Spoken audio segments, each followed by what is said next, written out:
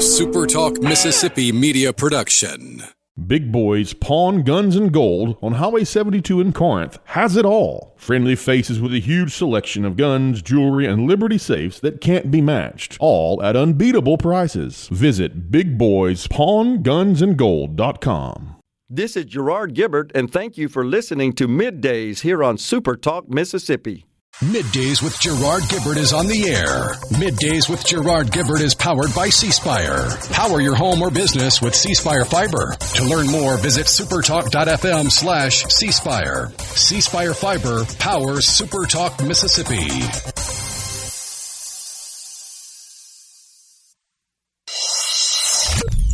Get ready to go beyond the headlines and join a meaningful conversation with people from around the state.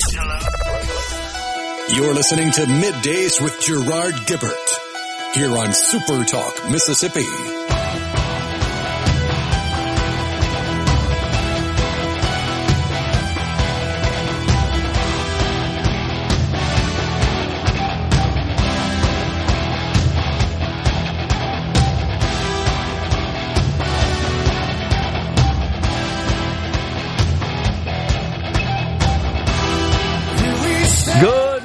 Everyone, and welcome to MidDays, SuperTalk Mississippi. I'm your host, Gerard Gibert, along with Rhino in the Element Wealth Studio, guiding you through the middle of your day with facts, fodder, and fine music. Morning there, Rhino. Howdy, howdy. All right. Well, if you could locate the breaking news chyron, would you please tee it up for us? I got some breaking news. While you're looking for that, later on today, we got to talk about the blame game that's being played out there in Texas with the floods. Here we go, breaking news.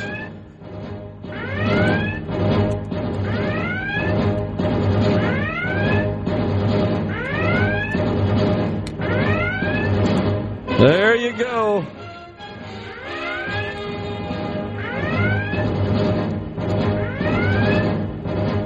So, just a little background in history, Rhino, for those that may not be familiar with the point of reference there. That, of course, is the infamous NBC chyron.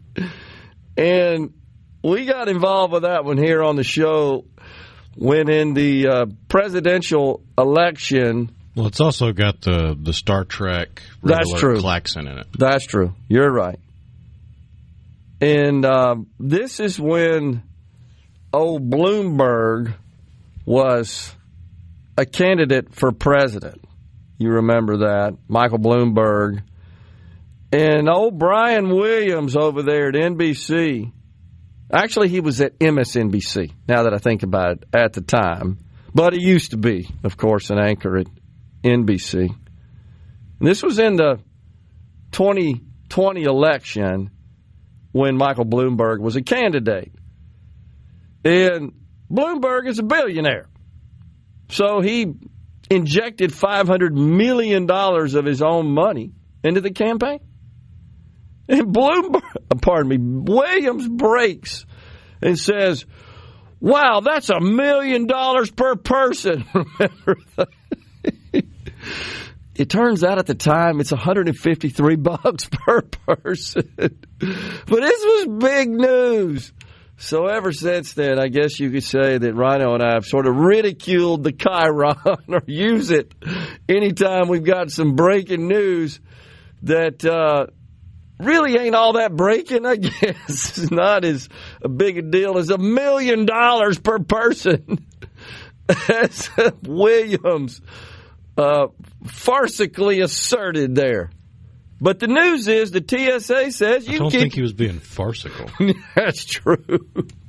How about just dumb, incompetent when it comes to simple math? The news is that the TSA has said you can keep your shoes on when you go through the checkpoints. This began in 2006.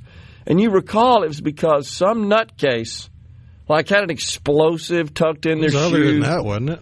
What's that? Wasn't it the same year as 9/11? That's why it got such crazy attention? I think the policy was implemented, as I recall, in a few years after 2000, the take your shoes off policy. Now, I think prior to that, it was kind of selective. The TSA could just like they do now, randomly. You get pulled out and you got to go for a more extensive shakedown there, pat down.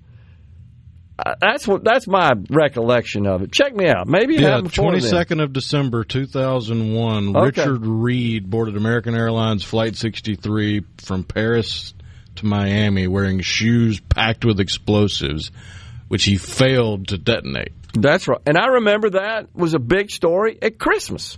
Because, December 22nd. It's like at Christmas, this fool gets on an airplane, comes up with this idea of hiding an explosive, if you will, in a shoe with the intent of detonating it while it's airborne, one would assume. But it didn't work. So now, those that have the pre-check privileges through TSA can keep their shoes on. But now this kind of diminishes the value of pre-check. And I got to tell you, when I go to the airport these days, I'm pre-checked. I have the pre-check. Seems like that line you're supposed to get priority is longer than the regular one. So since then, lots of regular travelers at least have gone out and gotten their pre-check privilege from the TSA. And I think that's because there are a lot more locations and ways to secure those privileges. When I did mine, I had to go to Vicksburg. There's literally a federal office. I can't remember what else was in that little building that's just east of the city there as you're approaching the city of Vicksburg, traveling on I-20, and it's to the north. I can't remember what else was in that building. I just know that's where you had to go. And it's a fairly painless process, but it's inconvenient at a minimum. I think, can you do it online today? I'm not even sure. But I do know that I've heard people say, oh, yeah, there are places like around here in central Mississippi. So there are a lot more locations that one can... You can apply online, but it requires an in-person appointment to complete the process. Well, that actually makes sense. But still, though... Because you got to still give your fingerprints and have your picture taken. And that's right. But you are saving a bunch of time by getting that part done online as opposed to when I did it, you had to do the whole process there, and it was kind of slow. There's a clipboard and a pen. Have a seat. That's exactly right. So, looks like no more taking of the shoes off through the TSA. I would say that's good news for travelers. Also on the program today, give you a heads up, we got Congressman Ro Khanna at 10:35. You remember last week we had him scheduled to be on the program, but that happened to be on the day the House was voting on the big, beautiful bill. And I just got to tell you, folks, Congressman Khanna, by the way, who has described the legislation as cruel. He's not a fan of it. I've seen him on the Business Channel many times. He represents the Silicon Valley area. And I haven't looked it up yet, Rhino, but I'm going to. I'm curious as to what the median income is of the population of California's 17th district. I'm going to guess it's north of $500,000. So he represents, I believe that. I'm just guessing. So he represents an affluent district with lots of Silicon Valley workers and businesses. Not quite. Okay, what is it? 176,832. Okay, well, he must have some mixture in that district that kind of pulls it down. As of 23. I mean, they might have boomed since then, but I don't think they've got quite that high. Well, appreciate you clarifying that, because I will tell you that I've been investigating this school choice provision in the big, beautiful bill. And it's interesting in this respect. We talked, of course, to the speaker about that yesterday. And one thing I failed to point out in that interview was that eligibility for these scholarships, which would be granted by private organizations, which receive donations from individuals who get a tax credit up to $1,700. Not a major amount of money available in the tax credit. But to qualify for the scholarship, this is interesting. One has to have an income that is 300% or less, not of the federal poverty level, of the median income in the area, in the community. Now, I don't know how the government goes about drawing those lines, but what I learned from that is that there's some areas that would be defined which have a median income of $300,000, which is not surprising. I dare say that there's not a congressional district I know that's the case, in Mississippi that has a median income of $176,000 that the Congressman Ro Khanna. We only have 4 districts, and none of them even come close to that.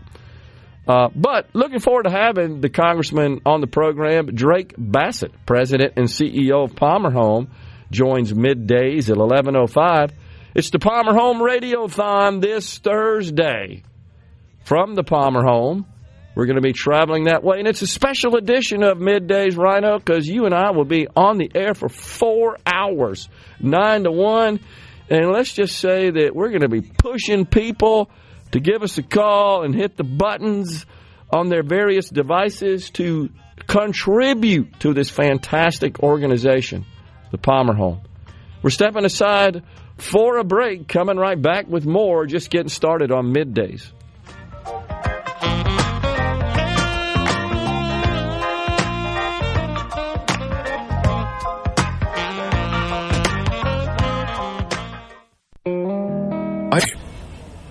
This segment of Middays with Gerard Gibert is brought to you by Covington County Hospital in Collins, where your health matters. We're rolling.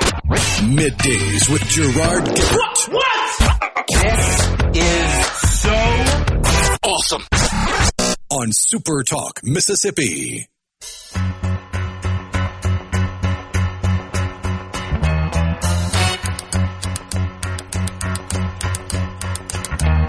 Tumble out of bed and I stumble to the kitchen, pour myself a cup of ambition and yawn and stretch and try to come to life. Jump in the shower and the blood starts pumping. Out on the streets the traffic starts jumping. Folks like me on the job from 9 to 5. Working 9 to 5. What a way to make a living. Barely getting by. It's all taking and no giving. We're back with you in the Element Well studio. We appreciate you joining us today. Is the Palmer Home this year having an online auction as they have in the past?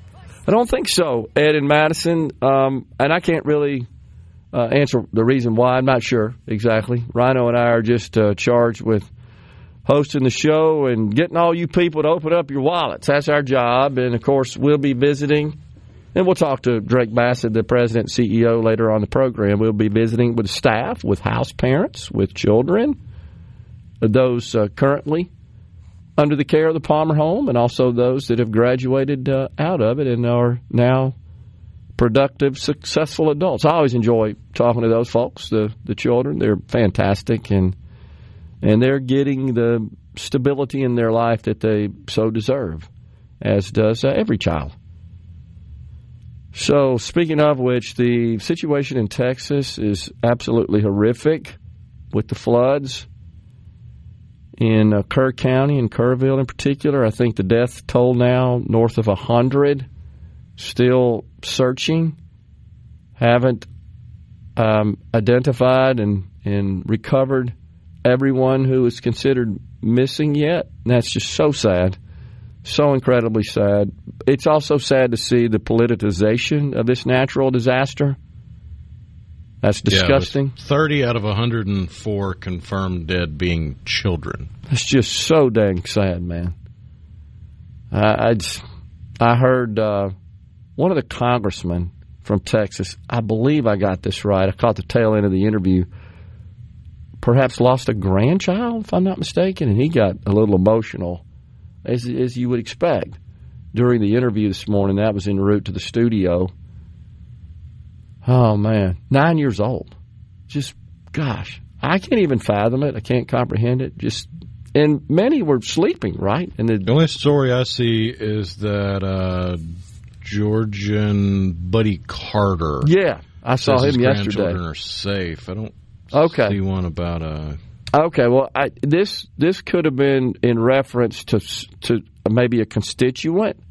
I'm not sure. I know his 2 grandchildren survived. Their cousin sadly did die, though. Okay, and that may be what's going on there. So, yeah, that's right. He's from Georgia.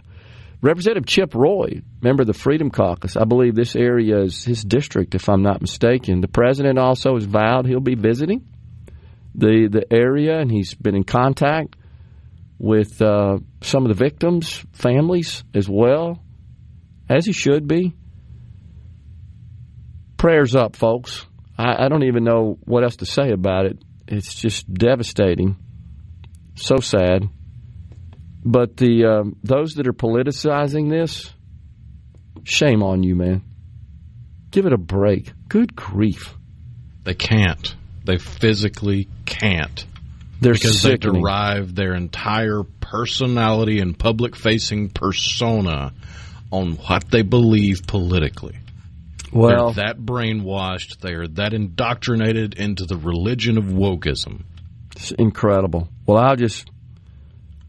I'll describe them in a way that's probably too nice. They're just losers. They're losers in life. Always have been, always will be. There's no other way to put it, and it's maddening, but getting mad doesn't do any good. You're just a dang loser. It's like I say a lot. They are so pathetic, they would be worthy of pity if they weren't so belligerently ignorant. It's just really, really disgusting. I don't know what else to say about it other than that, but politicizing this catastrophic event is crazy. And now you've seen this, Rhino, we've got some individuals that are calling for Democrats to, be willing to get shot to block the Trump agenda. I mean, if we got to that point in this country where we're I think that was reported in Axios. Axios, yes. Are we normalizing and rationalizing? It seems like it. One doesn't have to think too far back to the assassination of the United Healthcare CEO in broad daylight, and the number of people that said, oh, yeah, that's justified. Are you kidding me? Homicide? I can't even comprehend it. What kind of people are you, man? So these are the very people that would tell you that the likes of United Healthcare are greedy. So what are they killing the guy for? Greed? Money? Is that not true? My premiums are too high. You got to die. Is that not the message? It's unbelievable. Well, I certainly hope that... Also, remember that the same people calling for violence are the people that say mean words are violence. That is true. Whereas, they have gone so far off the deep end that they no longer have a grasp on reality, and the word violence has no meaning to them. Whereas true violence is justified as free expression. I have the right to murder this individual in broad daylight because it's of the cause, right? And now that's what they're saying. You got to take a bullet to stop the Trump agenda. Are they kidding me? You got to, they say spill blood, something to that effect that was in the Axios piece. I think they were the first news outlet to break it. I can't even comprehend it.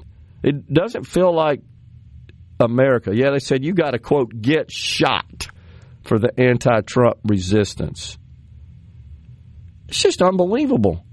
And like the person that got shot at the No Kings protest? Right. Exactly. By the hired help of the No Kings people. And then you were sharing with us yesterday, we didn't get to it on the air, the attack on ICE agents, right? Oh, yeah. There was an ambush, or an attempted ambush, on an outpost, I guess not outpost, but an office in, I believe it was McAllen, Texas, yesterday. Yeah. And right the on perpetrator the border. Showed up in full, quote-unquote, tactical gear, which can be anything from airsoft to surplus. But it showed up, started shooting, was neutralized by local law enforcement and the Border Patrol agents, and, I believe there was one injury to a local officer, but the last reporting I saw is that it possibly was a ricochet. Man. So what precipitated the Axios report here that we're talking about was several Democrats who are not named in the article, in the piece, have informed Axios. I got a couple of examples here. Our own base is telling us that what we're doing is not good enough, that there needs to be blood to grab the attention of the press and the public. That from a member of Congress. Another House Democrat said constituents have told them, quote, civility isn't working, and to prepare for violence to fight to protect our democracy. Aren't these the same people that want to ban guns? I don't get it.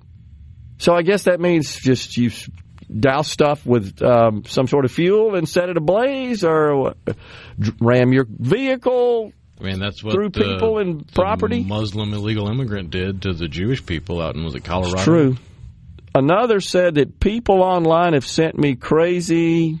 I can't. A noun that starts with the letter S told me to storm the White House and stuff like that. Though they added that there's always people on the internet saying crazy stuff.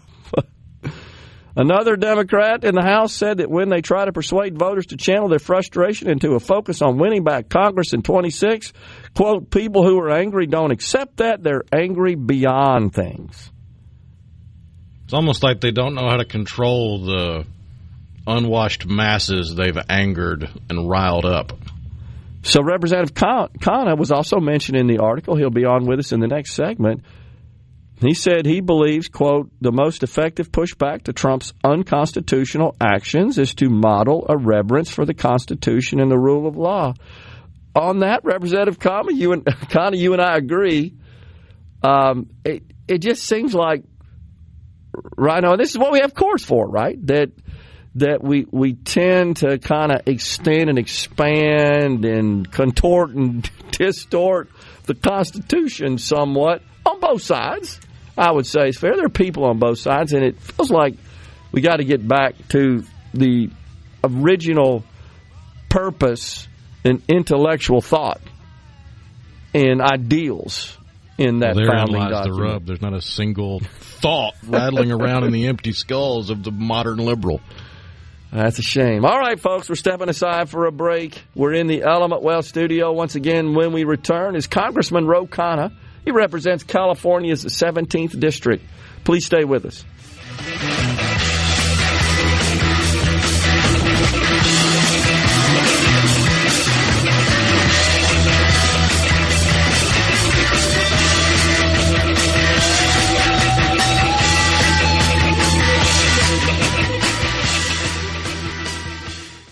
From the Seabrook Paint. Attention, adoring fans! It's time for Middays with Gerard Gibert on SuperTalk, Mississippi.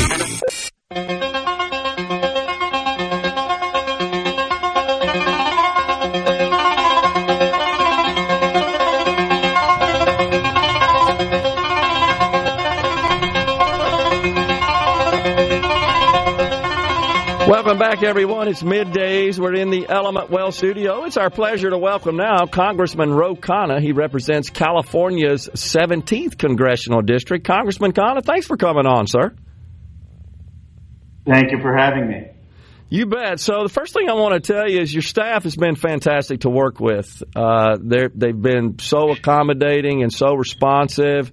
And I know last week we had a scheduling issue because you had more important business to take care of on the House floor there. But please send our kudos and props to them. They've been great to work with. Well, I appreciate that. You're kind to notice. I've got a great team, and apologize for last week. But as you know, they called us in before July 4th to vote on the budget bill.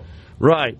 So thank you for coming on as well. The people of the great state of Mississippi are grateful as well. So the big, beautiful bill, as you know, passed by a very narrow margin in the House, having gone through the House, the Senate, and then got some changes over there, back over. You voted against it. You don't appear to be a fan. Tell us your concerns, Congressman. Well, look, I represent Silicon Valley. We've got 5 companies that are over $1 trillion: Apple, Google, Tesla, NVIDIA, Broadcom, $14 trillion. And we're going to get a lot of tax breaks. So people in my district are going to get a lot of money. But if you are on Medicaid if you're getting food assistance, you're going to lose out. I mean, it's a huge cut to Medicaid. It's over 10 years, $1 trillion. Now, I know they say, well, it's just work requirements, but that's only a small part of the bill. The large part is it's going to freeze the provider tax. There are a whole host of other ways that they're going to make cuts. And I don't think this is going to be good for a lot of rural community and a lot of working class Americans. So the provider tax, the states could actually cover that shortfall. I mean, right now, as you know, they tax providers. That provides additional revenue that the states use then to tap federal revenue for their Medicaid programs. But couldn't the states, such as the state of California, Congressman, couldn't they just make up for the loss of that? I know that's easier said than done when you're facing budget challenges, but there's an option. They could, and I hope California will. But we're fortunate. We've got a lot of wealth generation, and so we can tax the millionaires and billionaires. But what about states that don't have as many millionaires and billionaires? How are they going to make up for the shortfall that are hurting working families and middle-class families? I guess my view, coming from Silicon Valley, where we have AI, technology, we're producing more wealth in this country than ever before. We're going to have the next 10 years more wealth explosion than in human history. And I'd like something simple. I'd like every American, working class American, to have health care. I'd like to make sure that everyone has a good paying job. I don't think that's asking too much. Would you agree, Congressman, that, and I agree with you, I think we're poised for a massive explosion in wealth, and it largely is being driven by this, what I call a new renaissance of artificial intelligence that's driving economic growth in this country in many ways. But the provisions of immediate expensing of capital investment and R&D costs and the ability to write off the expense associated with standing up a new factory, are those not vital to promoting economic growth? Well, look, there's some good provisions in the bill. I'm not going to say I'm against the whole thing. The thing I love most is Invest America, where babies are going to get $1,000 into a stock account, and then every American child could have some wealth accumulation. And I think that some of the deduction expenses, if you're making things in America, is a step in the right direction, though I believe we need, trade schools and financing factories to actually scale them. But my broader problem is with the tax breaks for corporations that aren't making things here, that they're just going to put it in stock buybacks or send it out to dividends, or for pass-through businesses, a lot of them in real estate or hedge funds. These are some of the wealthiest Americans in the world. The 0.1% are going to get $1 million tax break on that. And I don't think that that's needed. I'd rather we be shoring up health care and child care for ordinary Americans. Well, and as you know, virtually everybody across the income spectrum would benefit if we reverted to the pre-TCJA tax environment. Their taxes would go up as well. There have been numerous reports from the IRS and policy analysts that indicate that, the distributional effects of the tax cuts across the income ranges. Well, Gerard, you're right. And that's why what I would do is I would have the taxes go up on the wealthy, on the millionaires and billionaires, and I would extend them for the working class. I mean, I'm not saying you don't extend them for the working class, because you're right, everyone gets something. The problem is that the working class gets a small tax break, but the distributional studies show when you take away Medicaid, when you take away food assistance, about 30% of Americans are worse off. And I just don't think that that's the way we want to make policy. So do you feel like, Congressman, the work requirement imposed on the able-bodied adult coverage group in Medicaid, do you support that, or do you feel like that's unreasonable? Here's why I don't support it. I'm all for work. I'm all for people working if they're going to get the funding from government sort of wages.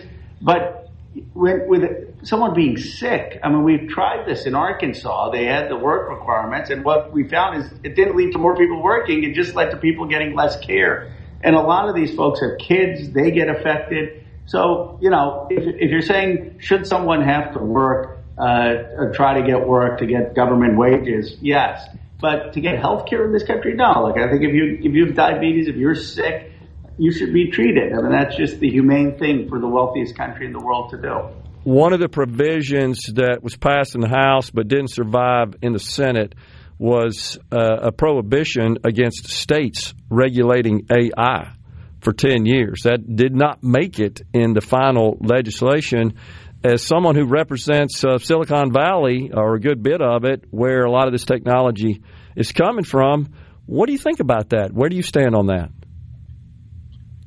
I'm glad that provision was taken out. I'm glad that conservatives like Marjorie Taylor Greene sounded the alarm. I mean, Mississippi should be allowed to say that people control machines, not machines controlling people. And if they want to have some regulations to protect workers, to protect kids from algorithms on social media, they should have the right to do that. I thought having a blanket ban on states for 10 years to have any regulation would have been a horrible mistake.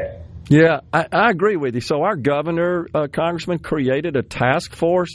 As you can imagine, we had numerous legislators this past session introduce a flurry of bills. They were kind of all over the map, a patchwork. The governor said, you know what, let's take our time here a little bit, and he created a task force. I was actually appointed to it. And when I saw this provision, I said, well, what the heck are we going to do? Because we're not going to be able to introduce any sort of regulatory policy. But I'm glad that got stripped as well. So we certainly agree on that. Let's talk about the Democratic nominee in New York, Zoran Mondami. Does he represent the future of the Democratic Party, Congressman? I'll tell you why he won. He won not because of all the Middle East politics or all of the things that people are talking about. He won because he was talking about rents, he was talking about groceries, he was talking about the price of buses, he was talking about the cost of living. And I think the Democratic Party needs to have an economic message. Now, my message is pretty simple. I call it new economic patriotism, good jobs, low costs, no wars of choice in the Middle East. And my point with that is we've got to bring 21st century jobs, the technology jobs, the new factory jobs to every community in America. It can't just be in Silicon Valley. We've got to have child care at $10 a day, Medicare for all, in my view, where people aren't being burdened with these huge premiums. And we've got to do things to be spending money in our country, not on these foreign wars in the Middle East. And so Rand, I disagree with him, obviously, on, I totally condemn globalizing the Intifada. And I disagree with President Netanyahu, but I met with him when I was in Israel. I mean, there are places that I don't agree with him. But what he's really saying is, Democrats, get your act together on having an economic message. I mean, last time Trump had an economic message, and we really didn't. I think that's why he won. So you mentioned Medicare for all. Do you support that as an option to commercial insurance, or would you support the idea of just banning commercial insurance and converting the entire health insurance system in this country to government provided? Well, I believe Medicare for all would be expanding Medicare. But as you know, with Medicare, with the seniors, you can have private insurance. It's just supplemental to Medicare. So I would not ban the supplemental insurance. If you want to have more insurance than what Medicare provides, that's your right. But I would extend Medicare for everyone. And of course, we have private doctors in this country and private nurses and private hospitals. And all Medicare is saying is everyone becomes in-network. So I think that is the way to go to expand Medicare. And it's also going to save businesses a lot of money. I mean, they don't want to be paying $30,000, $40,000 an employee for healthcare costs. Congressman, really appreciate you joining us here on Middays. It's been an honor to talk to you, sir. I know you got a lot of stuff to take care of there. I appreciate you being so civil and fair. Hopefully your listeners will find me reasonable. But I got to say, we got to be Team America, even where we disagree, and have more conversations like this. I got about 5 seconds before you go. I catch you on the Business Channel all the time on Fox Business, and I always enjoy your commentary. May not always agree, but you're always thoughtful and civil and respectful. Appreciate it, Congressman. Thanks. Thank you. An honor. Thank you. We're coming right back in the Element Wealth studio. Hey, this is Bob, and if you're like... Come on. Middays with Gerard Gibert. All right, we are back on SuperTalk, Mississippi.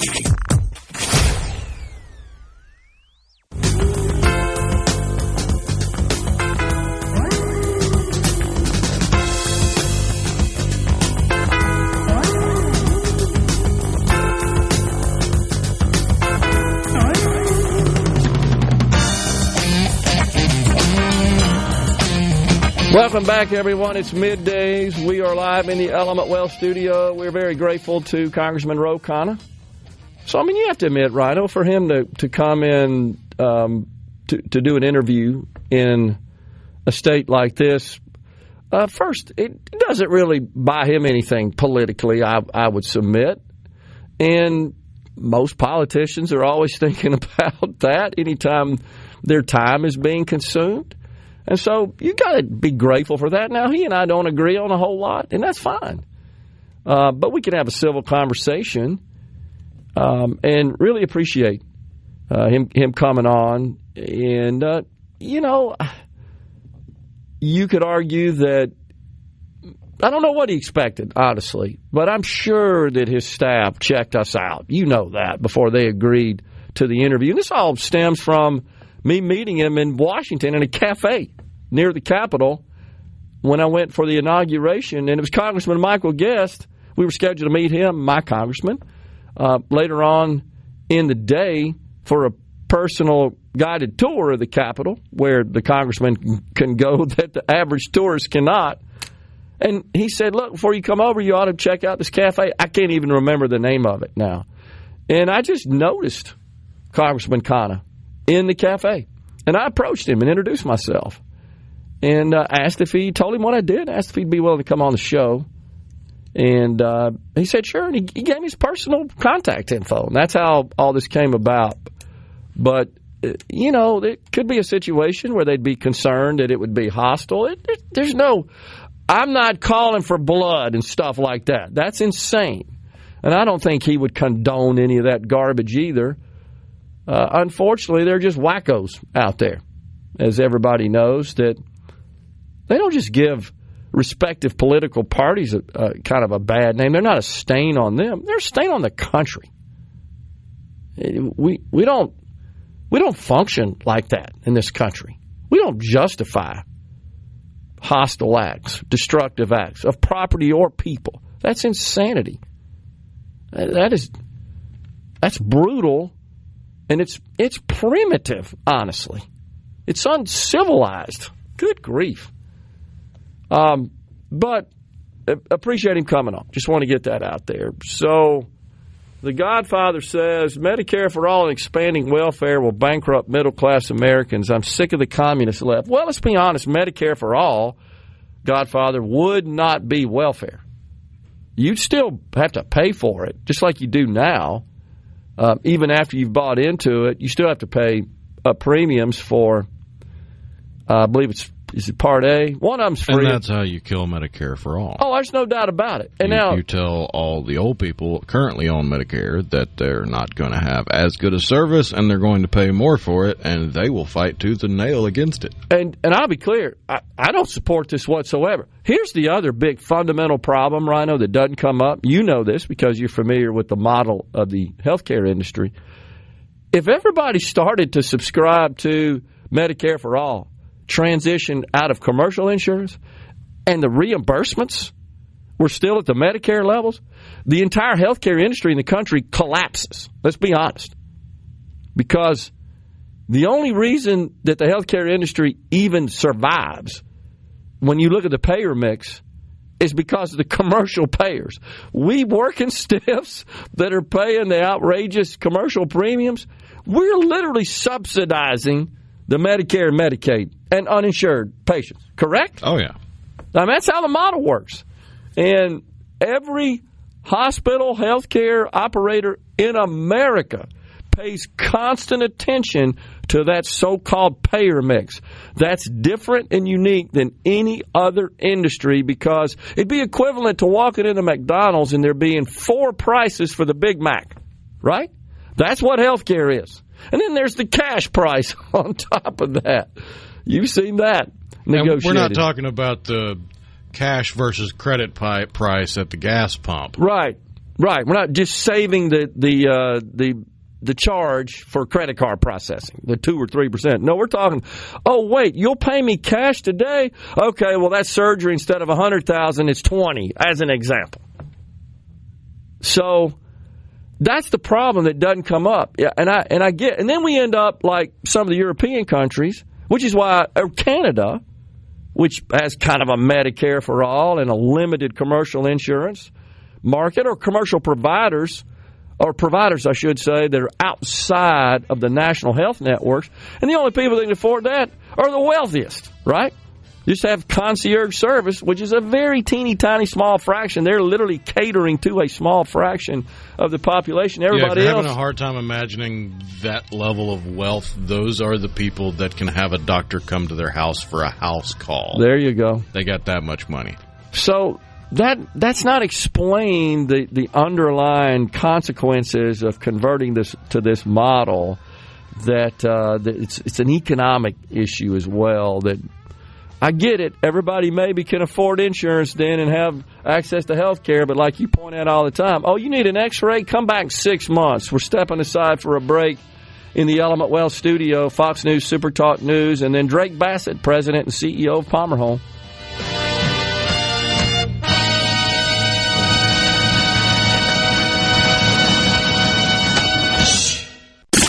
Of Middays with Gerard Gibert is brought to you by the Mississippi Business Journal. Visit msbusinessjournal.com. Scott Coopwood, publisher and president.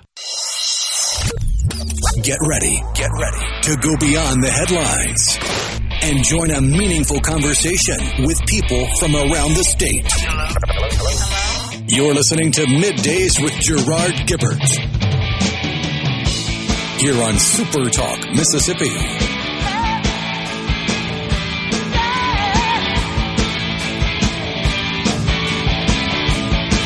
Welcome back, everyone. It's Middays. Hour 2 of the program is once again live from the Element Wealth studio. We welcome now Drake Bassett, President and CEO of Palmer Home. Hey, Drake.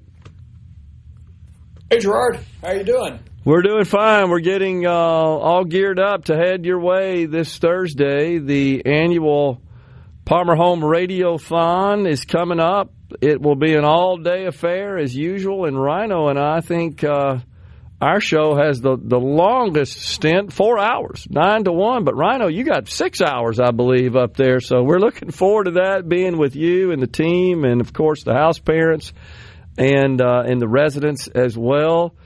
Pretty exciting. Yeah, very much so. And let me just say in advance, thanks for making the trip. I appreciate that. I think it's a lot of fun on that day because there is so much energy with folks from SuperTalk, and of course people from the community can come and pay us a visit. We're glad to see folks and really just take a special day to reflect on what's happening now with the children that we're serving, what's happened in the past with many children that we've served, and really to put a flag in the ground and say, we're going to be here, and we invite people to join us and be a part of what we're going to do in the future. Yeah. So, Drake, the new facility there at Lake Comeron, how long you been there? A little over 2 years. Okay. Yeah. I mean, it's awesome. It's gone quickly. It's a beautiful facility. And it occurs to me that that's exactly what they said in 1895 when they built the first building. They said, this is beautiful. Time used every bit of that building. Well, It's my hope and prayer that this building, only 2 years old, that 100 years from now, somebody will say, man, we put a lot of energy and time into that building, and we've served a lot of children. Yeah. And so today it's brand new still, and we are so thrilled to be here and be able to put it to good use. Yeah. Yeah, it's awesome, no doubt, and very functional. It was very well designed and architected for the needs of the Palmer Home. That's right. It's just last week. I was kind of heads down at my desk and kind of whittling away, and somebody popped in and said, you really should step out back. All the kids are in the pool and they're eating popsicles and all that kind of stuff. And that's the beauty of being here is as hard as we work in different ways, the thing that refreshes us is not just swimming in the pool, but actually seeing those kids and just watching them be in a safe place and connect with other children and connect, of course, with house parents. And so, we use the pool and we use our counseling suites, and we have a place for our families to come and visit when they're building towards reunification. That's really a great, great thing. And And so just in our school, we have kids who've completed school this year, and they were down there all year long, working away and achieving things. That's what this is all about. So we need to remind the folks that the Palmer Home does not receive any public sector funds, relies totally on private donations. That's what we do this for. And every year, Drake, we set a rather lofty goal that always looks insurmountable. But, man, every year, generosity of people, mainly from inside our state, really shines. And we always achieve that threshold. Well, I know you're probably pretty tired of conversations around, Congress passing bills and people arguing over money and all that kind of stuff. Well, this is something that's completely separate from that. This is something that people choose to do because they reach into their pocket, and regardless of how much the government's taken, there's still a little bit of extra that they are willing to share with us. And Mississippi has demonstrated that year after year after year on this special day.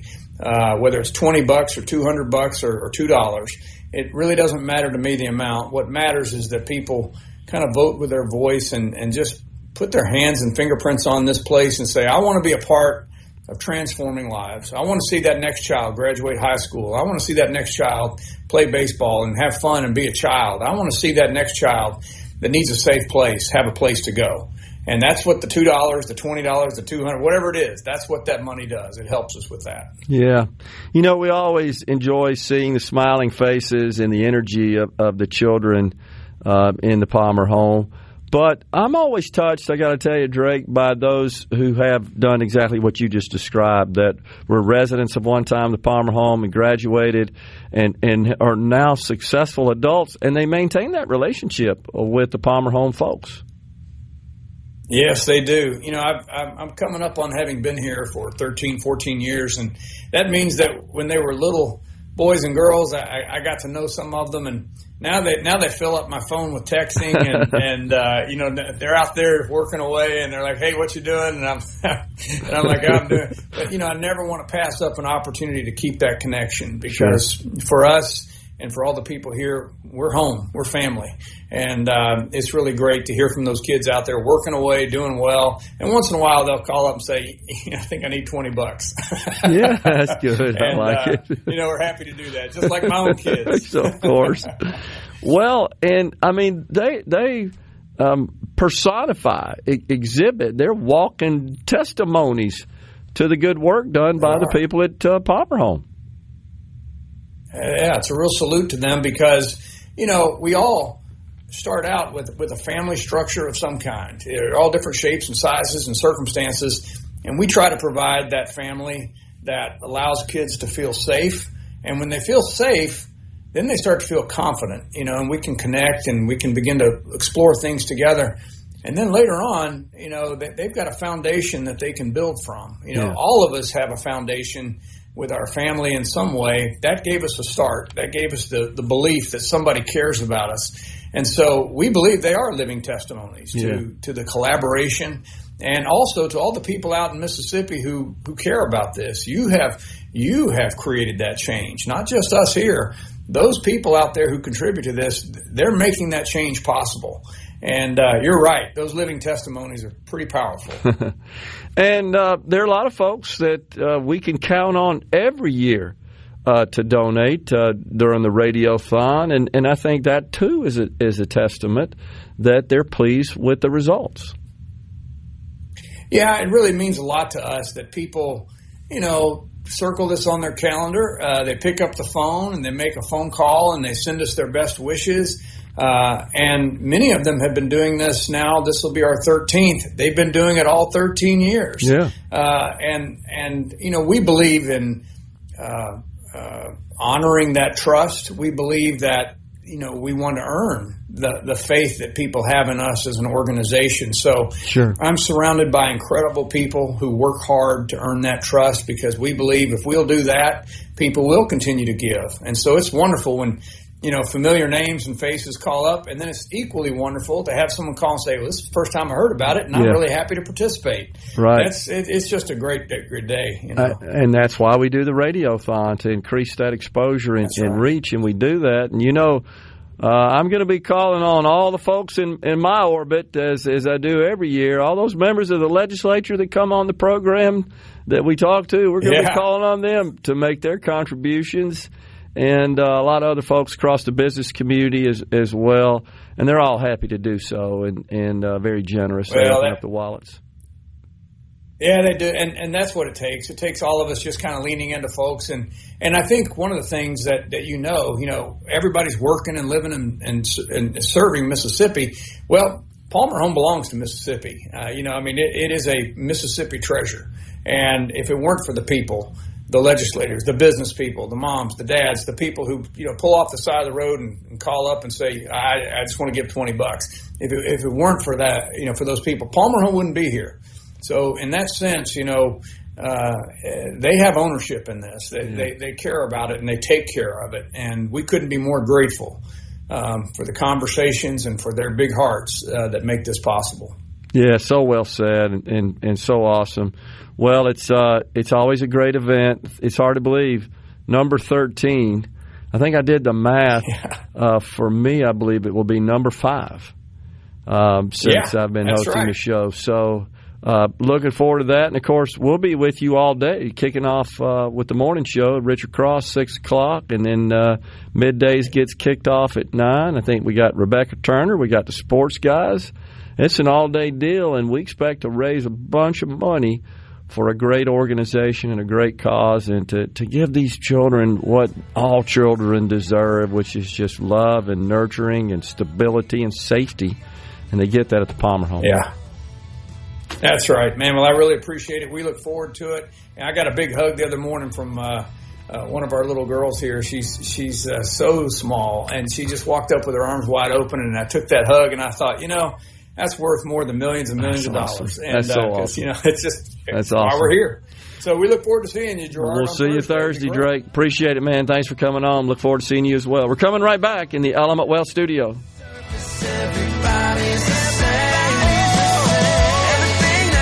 Divide us. Can we all set that aside and just love people? We all need love people. Love is kind. Love is all we really got. We all need love people.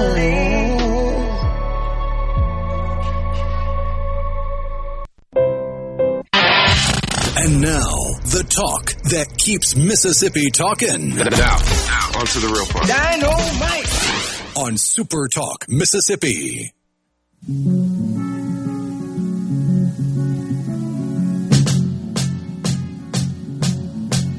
Imagine me and you, I do. I think about you day and night. It's only right to think about the girl you love and hold her tight. So happy together. If I should call you up, invest a dime, and you say you belong to me, so you lose my mind.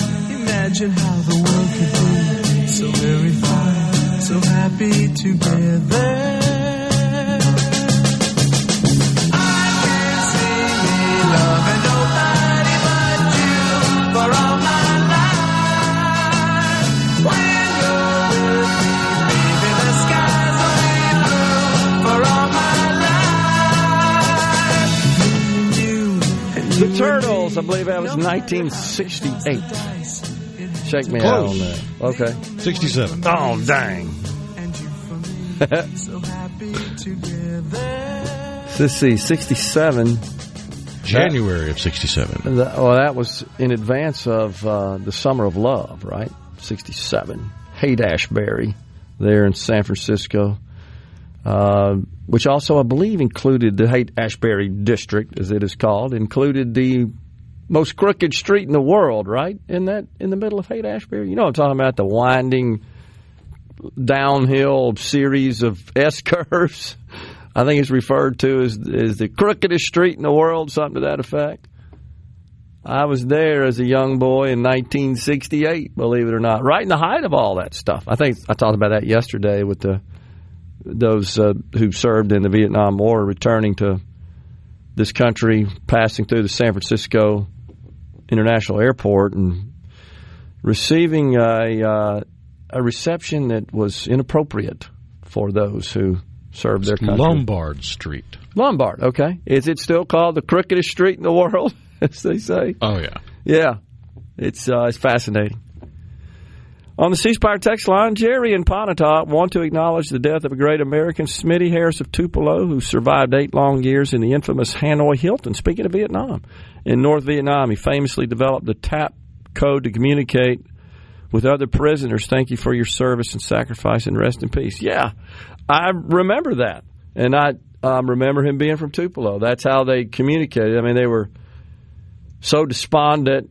And that was right part of the punishment, was no communication with other humans, which would drive one crazy, of course, and be painful experience.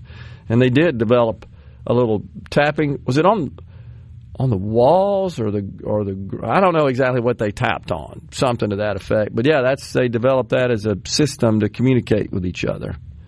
And that was Smitty Harris of Tupelo. Appreciate you pointing that out, Jerry. Walls, pipes, and other surfaces. Okay, the pipes is what I remember as well, yeah. And, of course, I think if they were caught doing it, there were consequences of that, right? I think the VC finally figured out what was going on, that they were communicating. They didn't want them doing that. Great interview, Gerard, says Bubba in Starkville. Appreciate that, Bubba, really do. I told Rhino that I never get nervous doing this. I really don't. Only twice since I've been doing it. Once was the first interview at the White House at the Eisenhower building. Just the scope and the magnitude and the scale, and just where you were. It, maybe a little tingy. And that one, I just wanted to be a positive experience for him, as we always are in Mississippi. We may not agree, but we are the hospitality state, and I take that seriously and take it to heart. And I want to make him feel welcome because I want him to come back on. I think it's good for us to understand the perspective of people that don't think like us. That was fascinating to me. And when we understand that and sort of hear what makes them tick, then maybe we can work together to solve our nation's problems, our state's problems, and make it a better state, nation, and world. We just have different approaches.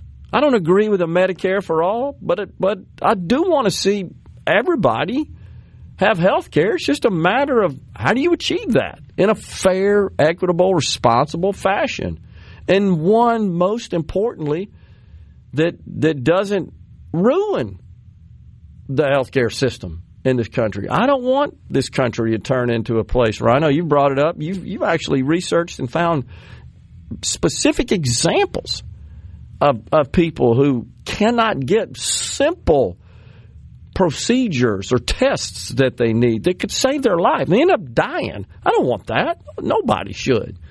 We have an abundance of technology and treatments and tests and care and stuff. It's just a matter of how to get that to all the people in a economically and moral and ethical way. And that does not mean require, as the congressman said, we'll just go get money from the millionaires and the billionaires and they'll just pay for it for everybody. Well, I don't think that's fair either. That's kind of what's happening now to a great extent. But the Democrats typically want more of that. They're proposing more of that.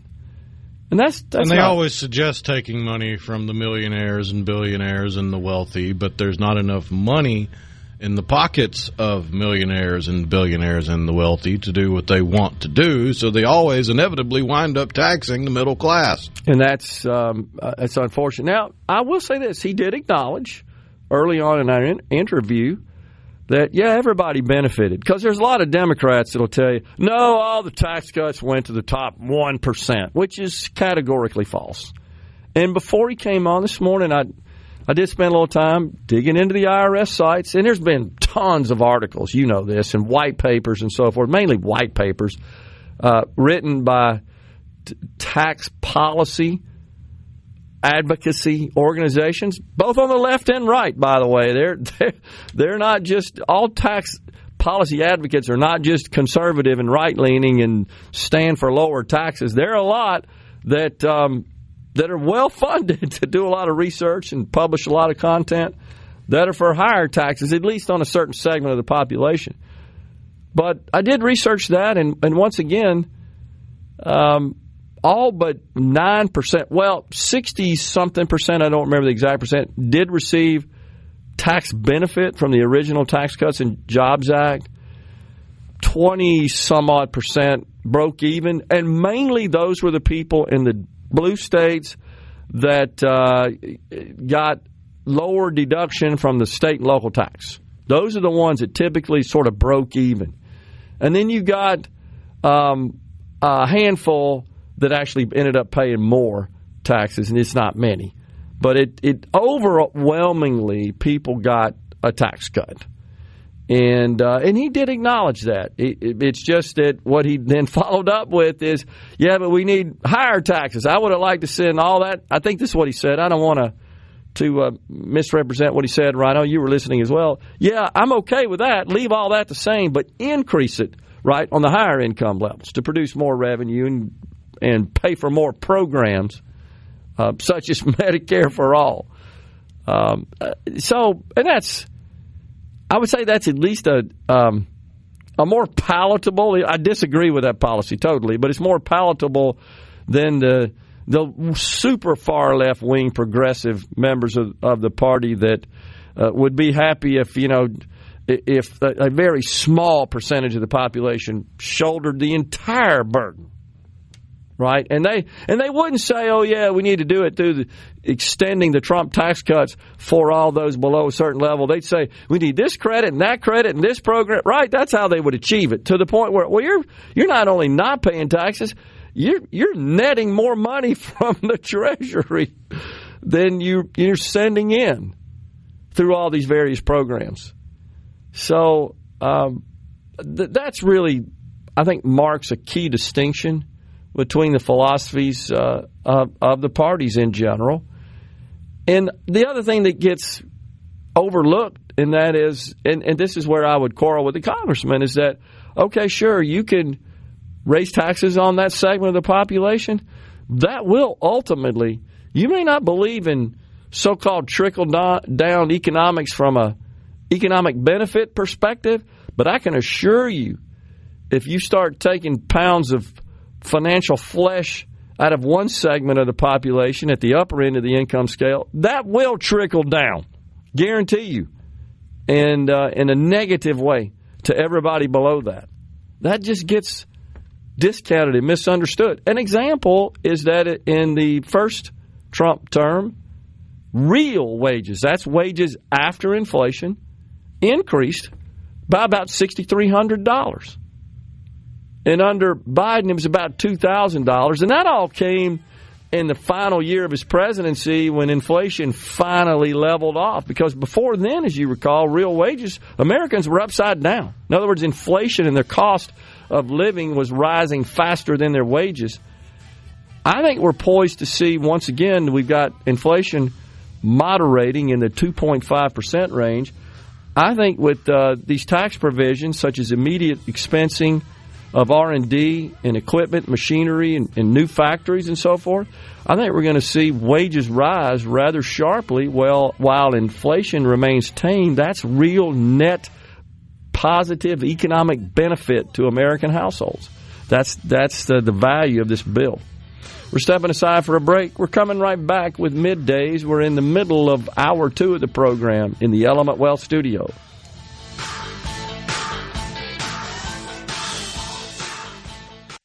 From the Super Middays with Gerard Gibert. It is on SuperTalk, Mississippi.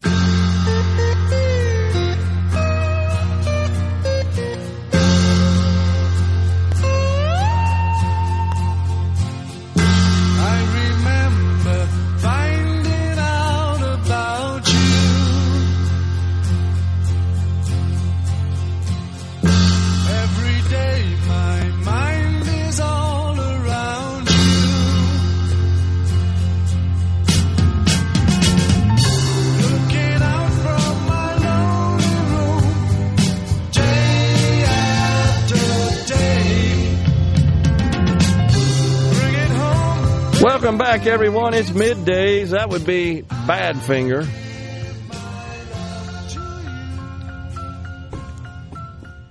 Day After Day. What a great tune from the Straight Up album.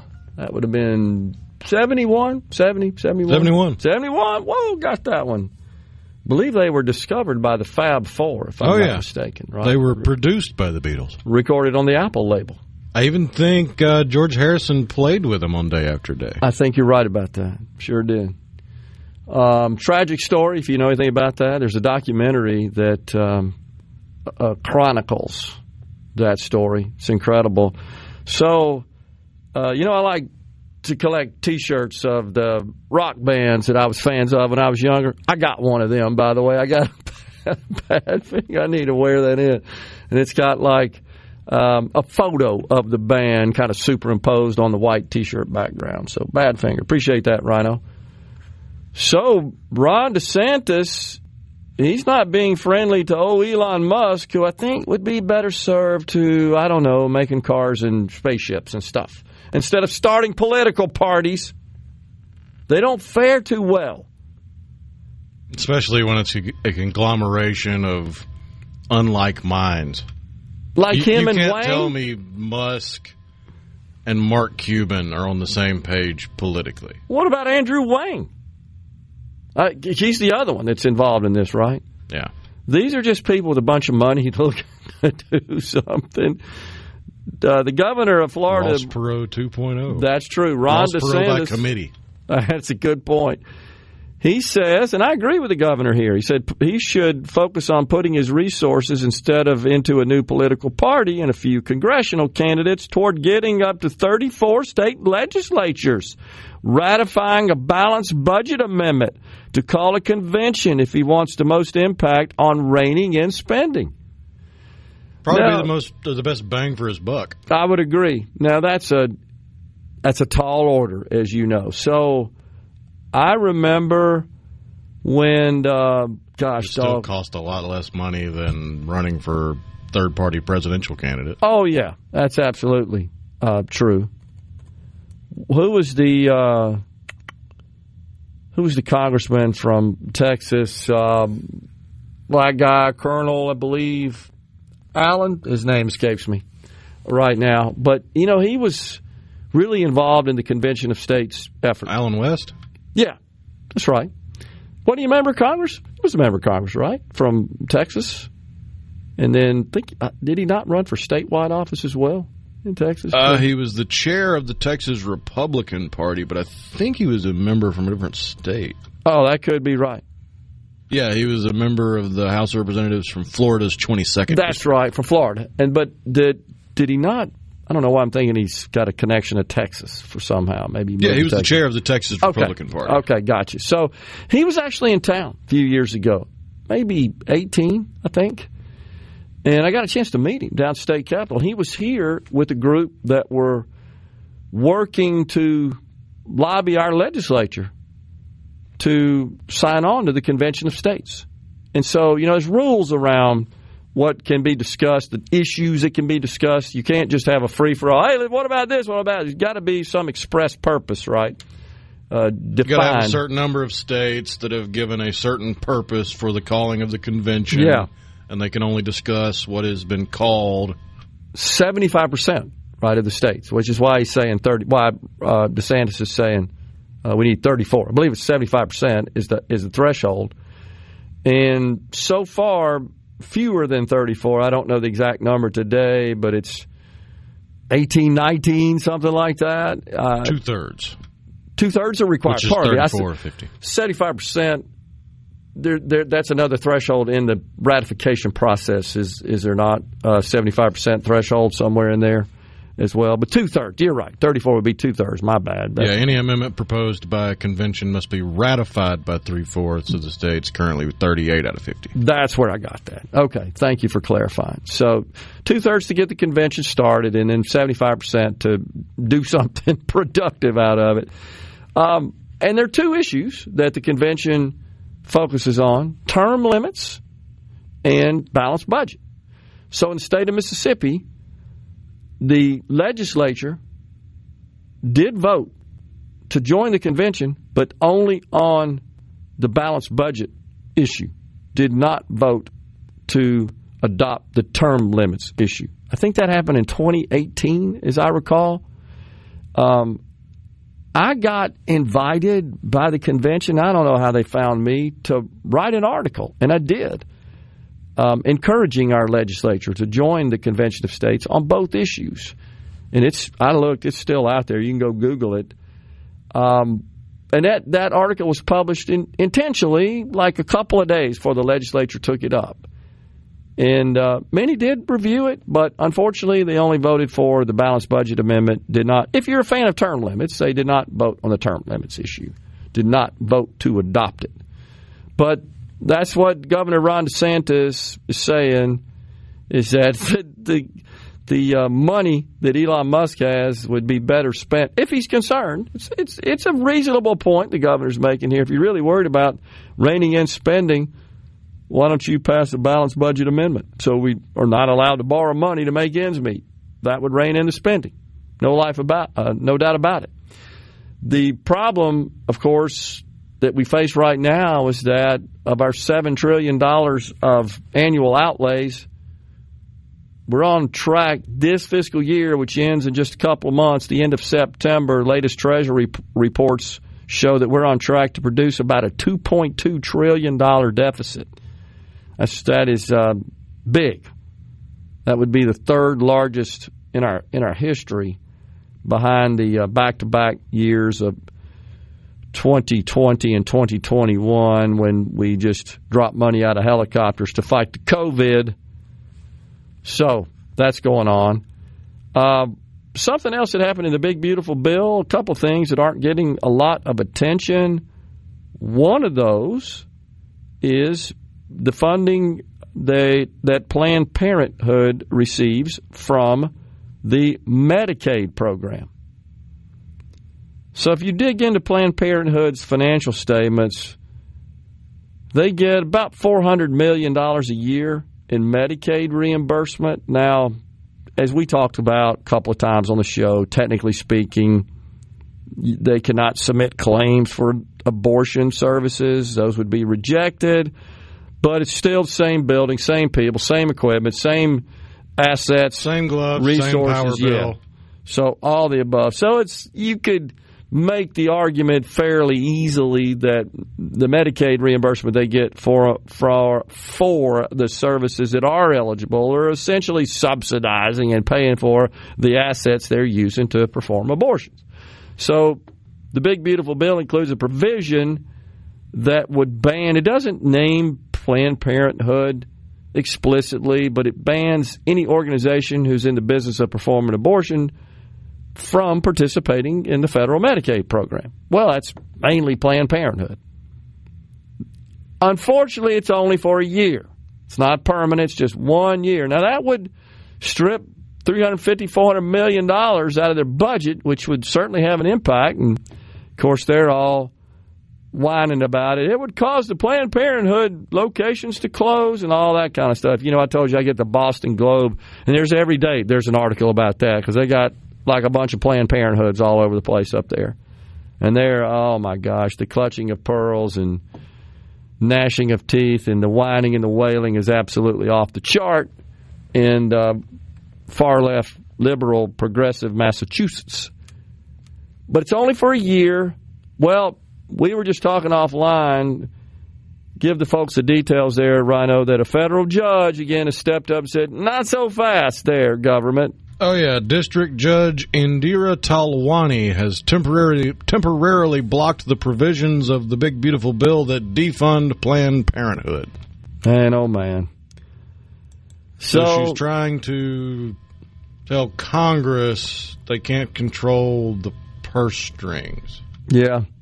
This is the judge, as you said, Talwani, said, quote, defendants, their agents, employees, appointees, successors, bunch of legal mumbo-jumbo, and anyone acting in concert or participation with defendants shall take all necessary steps to ensure that Medicaid funding continues to be dispersed in the customary manner and timeframes to Planned Parenthood Federation of America and its members. Now, Planned Parenthood, of course, launched this suit, and I believe argues that the federal government has targeted them in the Constitution's Bill of Attainder clause, which states that no individual may face punishment. So they're saying this is really only going to affect us. You're singling us out. You're punishing us. So you know this thing is going straight to the Supreme Court. This will be a very high-profile case, to say the least. Very high-profile. We're stepping aside for a break, coming right back in the Element Well studio.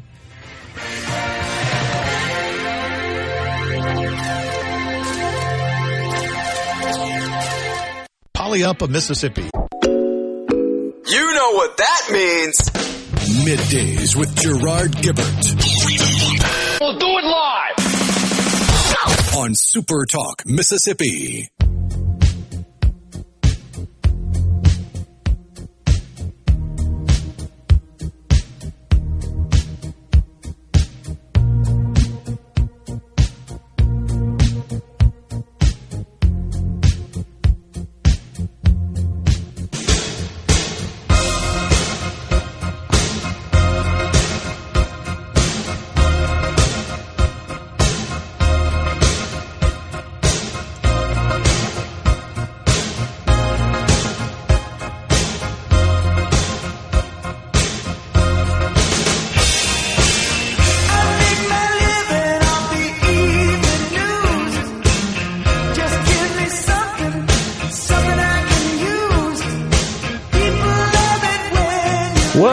Me and you. That's how we make our living. Exposing the dirty laundry, right? Yes, the great Don Henley. Man, if only I had the talent to play the drums and sing like that. Doing both of those at the same time, that's super special, isn't it? That's just freaky. So good at it, too, man. Oh, wow. Great tune. Dirty Laundry, Don Henley of the Eagles. That was part of his solo career, though, there. My problem, this is Andy from Pontotoc. My problem with Medicaid is that a large majority of people are able to work but not willing to. The other problem I have is that I've been working for more than 30 years, have health insurance, but cannot have any weight loss medication nor procedures covered under my plan. I know people personally that have Medicaid, no job, no other form of health care, that have had procedures and or medication basically free to them. So I'll start by asking you a question. So commercial coverage generally doesn't cover weight loss drugs and not unless you got like the Cadillac plans. Yeah. So and so I'm actually okay if you have to pay more for that. That's one of the points you make all the time, is that you don't want to have to pay for a lot of stuff that you're never going to need. And of course, insurance is a pooled system, and so we all end up paying a lot in, like your car insurance. You pay a lot for your car insurance, your home insurance. We all have that sort of stuff. It's a law here in Mississippi for your automobile, at least. And if you have a mortgage, you got to have homeowners insurance. That's going to be a requirement. But you may never file a claim. You may have expensive auto insurance, never file a claim. But you're pretty glad you have it if there is something that happens. That's why they call it insurance. You're essentially all joining in a pool to pay for those that do file claims. And you just have that right available to you under the contract. So, second thing I would say is Medicaid. I thought I've read where... With a prior authorization, you can get pretty much anything on Medicaid. With a prior authorization. Okay. Yeah, the doctor's got to jump through a couple extra hoops, but yeah. Which means contacting Medicaid and requesting that. I mean, that happens with commercial insurance, as you know as well. I had, but whereas commercial insurance is trying their best to not pay as much as they possibly can, Medicaid doesn't care. No, it's got the not my problem. You don't say. So you mean that the profit motive sometimes. So, but see, this is where people get upset, because a lot of people would like for the commercial insurance, you just got to pay that. But we get mad when Medicaid says, "Oh yeah, we'll pay that." So somewhere in between, I think, is what's reasonable. And there's no doubt, and you know this, these insurance companies now, especially with the cost of health care having increased so substantially the last few years, they now have armies of physicians working for them that will argue with the physician that's requesting coverage for certain things, right? That's happening now. I mean, they've gotten pretty good at it, too, saying no, and they rely on so-called professional medical opinion who happens to be a doctor on their payroll. Well, it's because they learned real quick that you can't just route it to a call center and expect good results. Totally true. Doctor's just going to talk circles around them. And I get that. But you got to respect the doctor who's lobbying on behalf of their patient. And you know this, a lot of times they'll deny it, and then whatever the medical treatment is doesn't happen. Then it becomes a worse problem. So it's just a tough deal. And that's often the argument for the weight loss medication on Medicaid is that it's preventative. It's to prevent an increased risk in heart disease or stroke or diabetes, a number of things that can occur with a lack of weight loss. Which is always, I've always been kind of astonished at why commercial insurers often would deny certain. Because they consider it more cosmetic. Well, and I'm not Same talking reason about that insurance won't pay for you to get a breast augmentation. Gotcha. But there are other treatments, other procedures as well that insurance would deny that seems like, that really would be in your best interest in the long run, right, from a claims expense perspective, if you just let them do that. I remember there was a time when you couldn't get a colonoscopy, for example, which is maybe one of the best cancer preventative procedures there is. You couldn't get that unless there was a reason. Doctor had to order it. You couldn't just do it for wellness screening purposes. Now that is covered, but you still pay for it. Let me be clear: it's not free. Your premiums went in to cover that back when wellness care was incorporated in the Affordable Care Act, or a lot of it, as being a requirement in plans sold in this country. We're coming right back in the Element Wealth studio after Fox News.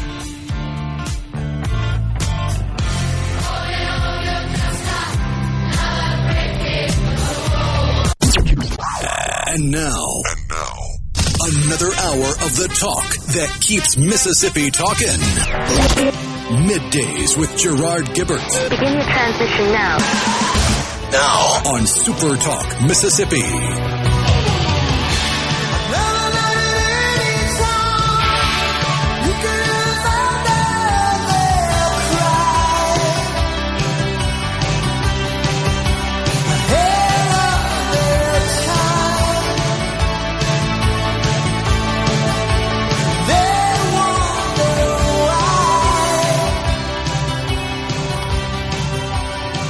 Welcome back, everyone. It's Middays. Go to myelementwealth.com or call 601-957-6006 to let Element Wealth help you find your balance between income growth and guarantees. The president announced new tariff rates on 14 countries, and the president today, he did. And, in fact, he just conducted an all-hands-on-deck cabinet meeting that was covered live on most of the major television networks. And the president touted the trade agenda. He feels pretty good about the positive impact of his policies on this country. The Dow, investors are still a little skittish about it. The Dow down 166. The NASDAQ also has been back and forth across the unchanged line. It's up a little bit, 17 points. The Funny Money, Rhino, I think it's up today, above 110, is it not? It might have got there. It's down around 108 right now. Yeah, so I got it. Steady. 108, up 635 today. Price of oil per gallon, per barrel, also up around $68. It's kind of hanging in that $65 to $68 a barrel range. The liberals ought to be happy because Exxon just released their earnings, and they were down because the price of oil is down. Will they finally wake up and realize that the oil companies really don't control the price of oil? Probably not. Because would they adjust the price so that they'd make less money? Would that make sense? That would be an abdication of your fiduciary responsibility. I would say Elon Musk is abdicating his fiduciary responsibility somewhat. Could be argued. His board, by the way, is talking seriously about reining him in because they all got their money invested at risk, and his behavior is hurting the value of the stock. People are nervous about, wait a second, this guy's getting a little too involved in politics here. Can he just make cars and spaceships and internet communications devices and all that other stuff he does? Think that'd be better. I did want to pass on that some information I shared earlier about, and this was with respect to our interview with the Congressman Ro Khanna, who benefited from the original Trump tax cuts. Turns out, I was in the neighborhood, 65% of households got a cut, 29% basically stayed level, and 6% recognized higher taxes. Now, it mainly depends on the SALT deduction, the state and local tax deduction, as to how the law actually affected your final income taxes. In the case of the SALT deduction, by the way, that did get increased to $40,000, up from the present $10,000. This was the compromise that was struck to get those Republicans in the House that represent the high tax districts of New York, Hawaii, Illinois, California. They got the $40,000 bump, but it's only for 4 years, just like the deductibility of overtime premium, the premium overtime wages, not the full overtime, just the premium. Also, the tax on tips, that now is a deduction. It's not an exemption. You still have to pay payroll taxes, but it is an above-the-line deduction. You don't have to itemize. So those provisions, plus the bump in the standard deduction for seniors, those over the age of 65 with an income as an individual below $75,000, $150,000 filing joint, you get another $6,000 tacked on to the standard deduction, which comes in at, I think, where they settled, if I'm not mistaken, $15,750 for an individual and just under $32,000 for a couple filing a joint return. You get another $6,000 is the way it works on top of that so-called senior standard deduction. All of those things are temporary. We'll be negotiating the renewal of those again in 4 years. Why are they temporary? Rado's explained it before as well.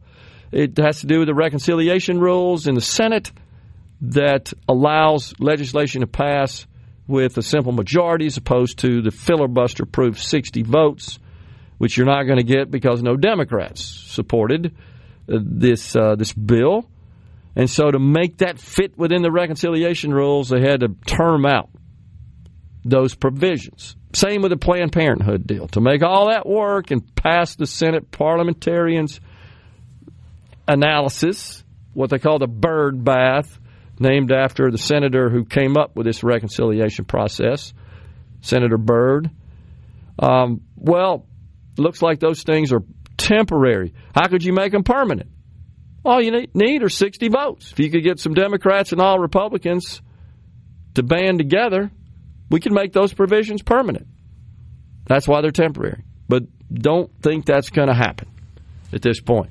Back to Andy from Pontotoc, who sent us a note about folks on Medicaid. You made the point, yeah, you can request that, probably get approval to submit that as a claim. Because remember, it's not the individual getting paid, it's the doctor that's getting paid. Or in this case, the pharmacist that's getting paid under Medicaid for weight loss medication and procedures. And Andy from Pontotoc says that his private coverage won't cover it. So one thing I would point out, Andy, just not really a correction, just a clarification.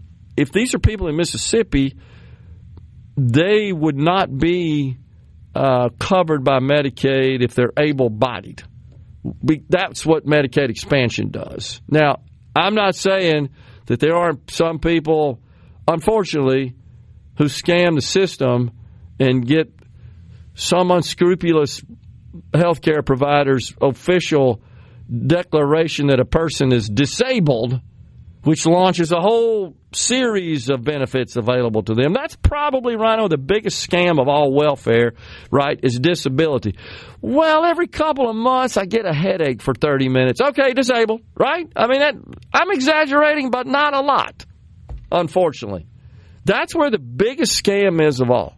Oh, I can just go get disability. So the expectation now, even with the work requirement imposed by the big, beautiful bill on the states that expanded, doesn't apply to Mississippi, on the states that expanded, you know that's going to be manipulated to hell and back, because you could be recategorized as disabled, boom, you're in.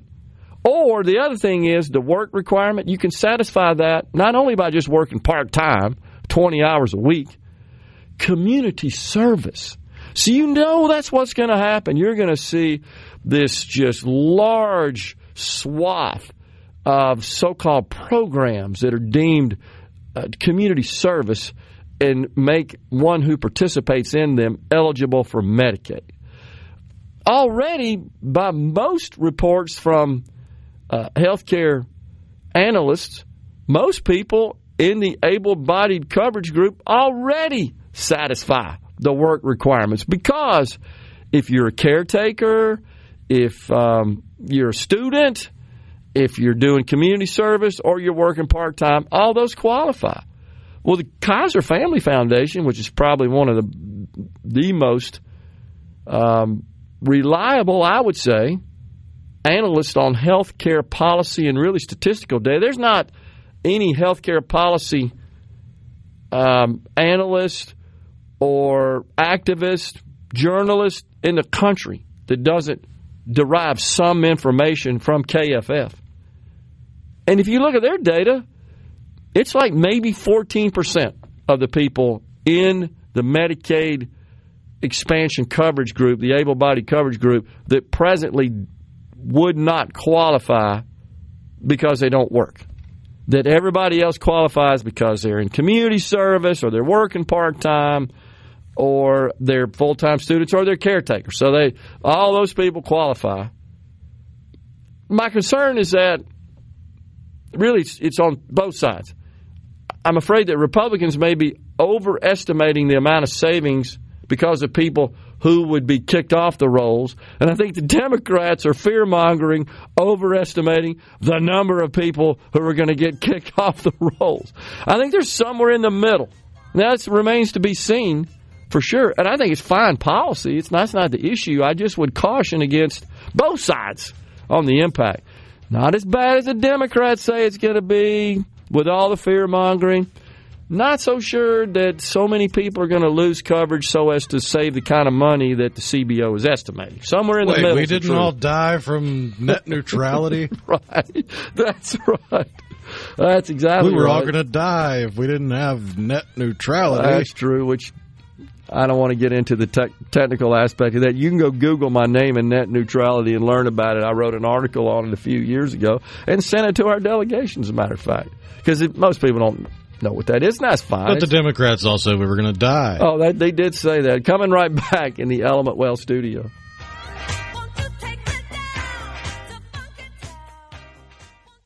Find your family. It's so awesome! Middays with Gerard Gibert. Come on, let's get on with the show! On SuperTalk, Mississippi.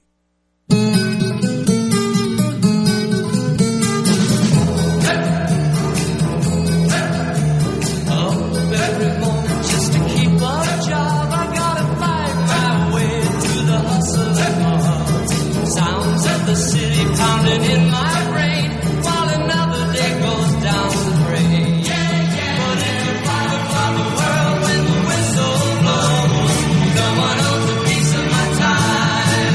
And there's a 5 o'clock beat inside my clothes, thinking that the world looks fine. Okay, who's the artist there? The Vogues. That's right. That was back in the old folk music era. It was kind of clashing with the psychedelic rock at the same time, right? Yeah, and they all got angry at Bob Dylan when he went electric. That's right. Oh, I can... there was he was, of course, a great At the time, before he went electric, was into kind of the folk music. Joan Baez, all hers were, of course, protest songs.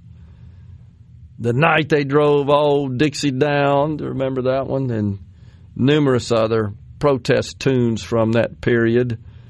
Fascinating time in our history, for sure. So the Democrats and the GOP, they're both fighting sort of to control the narrative on the big, beautiful bill. I find this kind of interesting. And this was some surveys done by the Tax Policy Center. We were talking with a congressman about, okay, the folks that in that middle class, they got tax benefits from the big, beautiful bill. Well, the Trump tax cuts, which are now extended in the big, beautiful bill as well.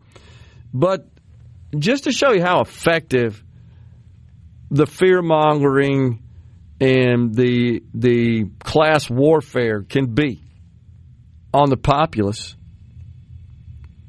those that have an income between $30,000 and $50,000, 69% of them, according to IRS data, received a tax cut. 36% think they did. So it's almost half as many who actually received a benefit think they did, and that's because that's what they're told to think. Oh, yeah, it all went to the billionaires. Now, the congressman was fair on that. No, he recognized that, and he knows it's good for those income ranges. He just wants to increase taxes on the upper incomes. So that's fine. We disagree on that, for sure. In that song by the Turtles, it's on the C Spire text line. We played it a minute ago, bumping in one of the segments. I wonder how many people knew what invested dime meant, referring to a phone call. That's right, a dime to use a payphone. Well, that's what they did in 1967. You didn't have cell phones. That's a good point. Great observation. Great interview with Congressman Khanna, says Ronnie in Ellisville. I disagree with a lot of his thinking, but could work with a guy like that. I was a bit disappointed that he wouldn't criticize New York City mayoral candidate Mamdani. Democrats seem hesitant to acknowledge that Mamdani is a real-life anti-American Marxist. That's Ronnie Zumwalt in Ellisville. Yeah, I agree with you, Ronnie. I think that's more scary to me is that they're embracing Marxism. They don't see that as a negative. They embrace it when it helps them. So, oh, yeah, it's fine to just go implement those policies. You mean I get to ride the bus for free? I'm for it, right? I can go to grocery stores and, the cost of bananas is less. Yeah, sign me up for that. That's the problem. They're going to limit the increases in my rent. Yeah, I'm down. They don't think about all the other downstream consequences of this stuff because they've not been educated on that. And they don't want to hear it. They just want cheap. So I've made this point on occasion, Rhino, is that it's not that they support Marxism or even socialism, because to a great extent, that does intrude on your freedom. They still want all the freedoms. What they want is what I call transferism. I just want some of your money. Oh, but don't take any of my freedom away. I like that aspect. They don't understand. Guys, that's linked together. You can't have both. That's what they don't get, because that means government's getting more involved. Because second-order thinking is like kryptonite to liberals. Oh, man. Transferism. Mark it down. Rent control actually means fewer places to rent. Exactly. Well, when the landlord can't afford to rent the place out because it's going to cost him more to repair after the last tenant, and he can't raise the rent, he's just going to let it sit empty. Because it's less of a loss. Or crappier residences as a result. That's unbelievable. Musk just wants to rein in spending that don't include government handouts for buying EVs. Well, the president, that's on the C Spire text line, the president's pointed that out as well. Kamala's theme song, what would that be? Which one were you playing there? Was that Dirty Laundry? It's on the C Spire text line. It was at 11:54. I think that's right. Laundry. Yeah. If he had an HSA account, he could at least pay for the weight loss meds, right? Says Bub in Starkville. Is that an approved expense from an HSA? I'm not sure. It's a good point, though, Bubba. The breast thing implants are like $15,000. Just pay for a pair for my wife. Wow. Man. Generally, expenses related to weight loss are eligible for reimbursement from an HSA or FSA only if the weight loss is prescribed to treat a specific medical condition, such as obesity or related diseases like diabetes or heart disease. Makes sense. So you can't just do it because you want to. If the weight loss is for general health improvement or appearance, it's typically not covered. Okay. Makes sense.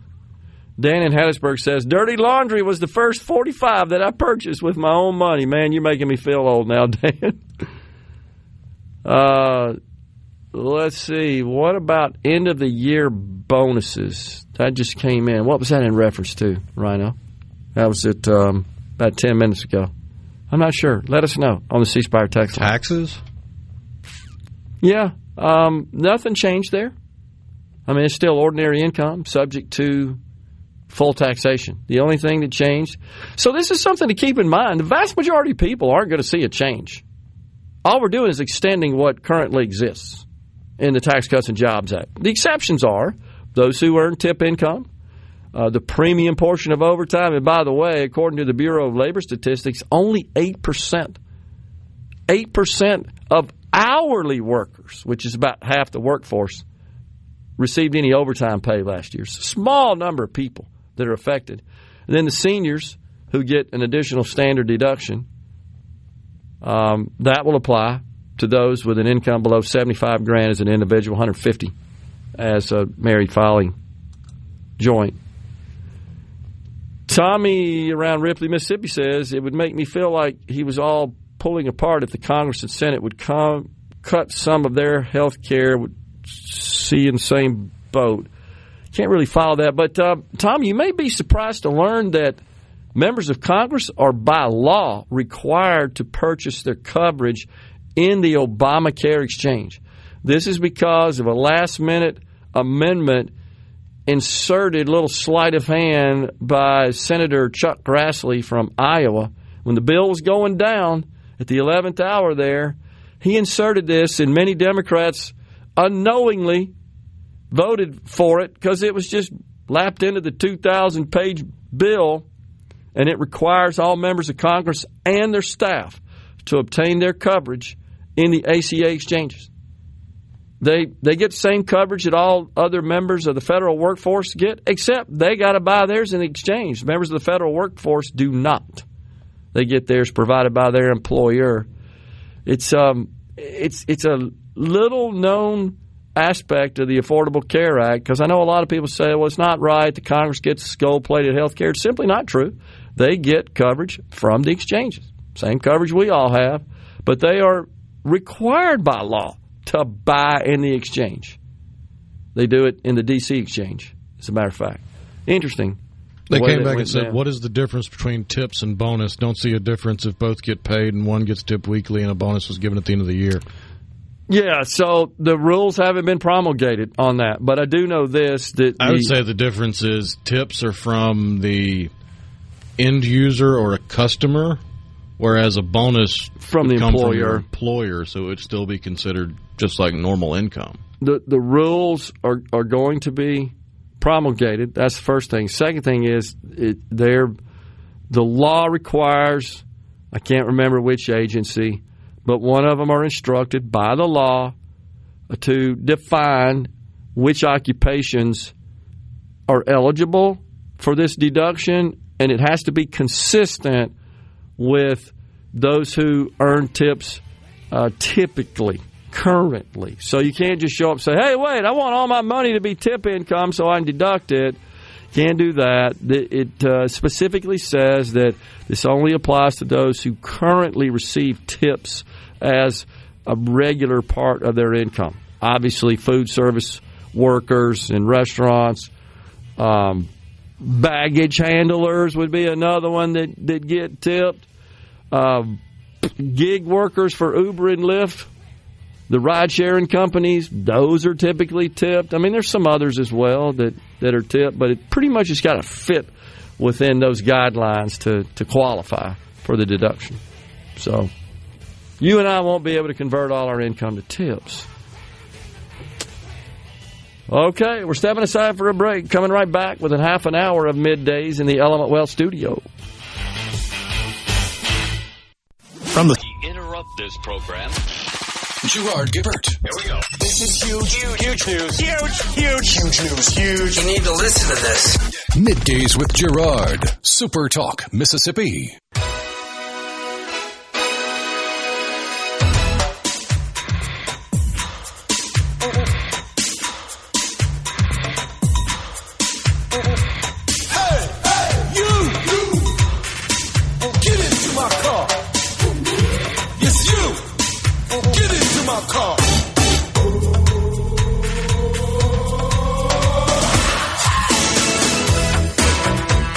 Welcome back, everyone. It is Middays. We are live in the Element Wealth studio. Once again, the 13th annual Palmer Home for Children. The Radiothon is this Thursday here on SuperTalk, Mississippi. Every year, there are children across Mississippi that need a loving home, and many times these children are caught in unimaginable circumstances. That's why we need your help. You're going to learn how Palmer Home for Children serves vulnerable children, a faith-based organization that doesn't take government money. That's why we especially need your help. That's all day on Thursday. We'll be headed to DeSoto County, Mississippi, to the Palmer Home facility to broadcast. We got mornings with Richard Cross launching at 6 a.m., and then Rhino and I take over at 9 to 1, followed by Good Things with Rebecca Turner. You stay on for that. And then it's we got sports guys, Sports Talk Mississippi. They'll be on hand as they always are as well. And we're going to be calling on everybody to give us some money. The Palmer Home for Children needs it, man. Great organization. So, on the C Spire text line, we got lots of messages, and we really appreciate that. Need AI overview neutrality. It loves to tell me how offensive my questions are, like when I ask things like, do liberals wet their diapers when they cry? Oh, my gosh, that's pretty good. Oh, man. Yeah, no doubt. Richard from Rankin County says, so can I write off 100% of equipment on a farm if it's an LLC for 1 year or until this bill expires? Well, the short answer to your question is, Richard, yes. If you were able to write off those investments at 100% expensing when the Tax Cuts and Jobs Act was passed in 2017, if you for that period of time, in that period of time, if you bought any machinery or equipment, whatever qualified then still qualifies today. So I don't want to say, yeah, everything is available for full write-off. But yes, in general, machinery, equipment, capital expense like that, they do qualify. But here's the good news. To put your mind at ease there, it is restored to 100%. It's currently at 40%. So once again, to pass the bill under the reconciliation rules, that's one of the provisions that had to be phased out or phased down. Started out at 100, now it's at 40. The big, beautiful bill just signed into law by the president restores that to the full 100%. And here's the good news. It's permanent now. So we don't have to cross this bridge again in 5 years and say, oh, shoot, this thing's running out. Because you know what happens? Then companies say, we ain't buying anything until we have some clarity. Guys, I personally think this provision right here will do more to stimulate economic growth than anything else in the bill. I'm convinced of it. Extending the tax cuts for individuals is great, no doubt, and needs to happen. This provision right here is what's going to crank up the economy. Not that the economy isn't doing well. It is actually doing pretty well. But the sort of GDP growth that the White House is predicting as a result of this legislation, this to me is where it's coming from. It's coming from this provision plus the new provision that allows the 100% full expensing of all costs associated with building a new factory in the year. So think about that. You build a brand new factory, whatever the cost of that is that qualifies as an expense for full expensing under the bill, you get to take that deduction that year, write that off of your revenue, deduct it from your revenue that year to compute your taxable income. The left is going to go apoplectic on this. They'll go nuts on this. They already are, because how many times did we hear Joe Biden say, there were 50 companies in America that made $40 billion that didn't pay any federal income taxes last year? This is why. It's because they took advantage of what was a watered-down immediate expensing provision during the Biden administration. Now you're going to see even more companies take advantage. Now, what the left won't get is that, that might mean that their tax bill is lower because they're able to take the full expensing and write it off in the year of purchase. You know what they won't get, Rhino? Because what did you say? It requires second-order thinking. You know how many companies that are owned by small business people that sell them all this stuff? It's massive. And guess what they do to make that stuff that those people are buying that they're writing off? They got to hire people. And guess what else happens? They pay taxes. Oh, my gosh. They don't get that, do they? They only connect dots when they want to. They don't get it. That's why I believe this will be this is jet fuel. I really believe that for the economy. This provision right here. More than anything else. More so than anything else. Will we achieve the GDP growth as estimated by the White House? Man, I hope so. Because they're calling for 5% compound annual growth rate. Just for perspective, in the president's first term, that was about 3%, 2.5% to 3%. And throughout the Biden years, it came in at about 2.5%, 3%, a little below 3% as well. So we're talking about doubling GDP growth. That'd be fabulous. And by the way, if we don't, then we're not going to get the tax revenue we need to start addressing reductions in our deficit. So it's all contingent on economic growth. I believe this provision will go a long way towards doing that. So Richard from Rankin County sent us a little GIF there with a hat tip. Appreciate that, Richard. Yeah, hope that helped. The old guy talking about the old Turtle song got me thinking back. So, Gerard, I know you at least remember the album cover of this album. I not only do but I had it. Well, my father had it, as I recall, had the 8-track. And it's Herb Alpert and the Tijuana Brass. I actually had a friend in college that would pull that out and play it at parties. It's pretty good. I mean, the guy's talented. You have to like that style of music, but you can't deny the guy could play the horns now. It's not exactly college party. No, it's not. I would agree. You would expect to see it at a college party.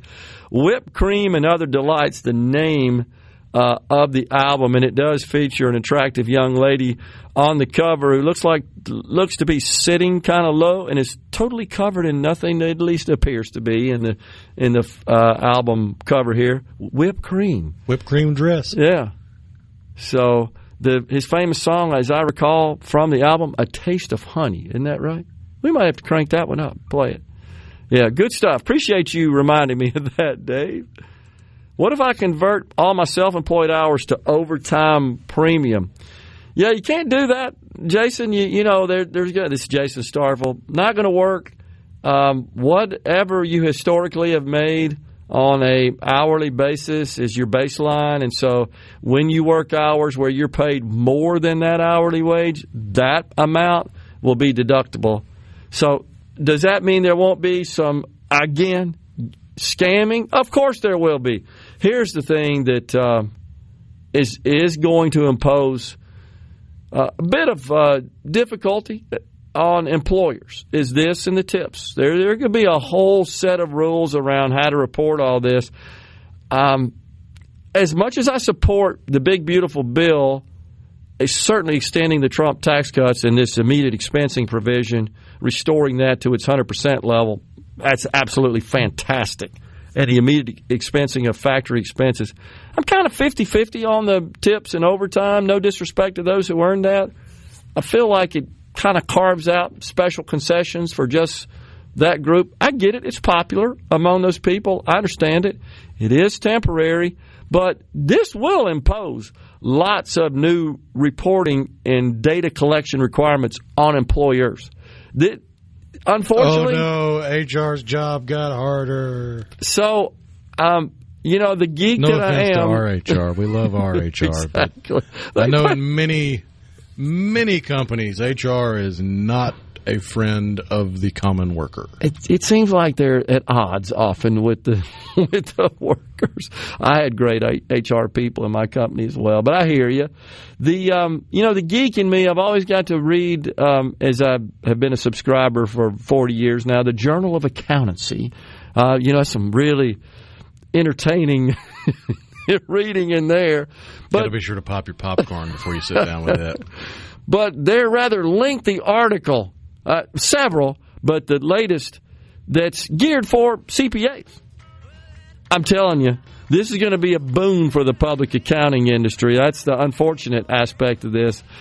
Lots of complicated stuff comes out of this bill. So if the goal was to make tax return filing less difficult, that didn't happen in this bill. It got way more complicated.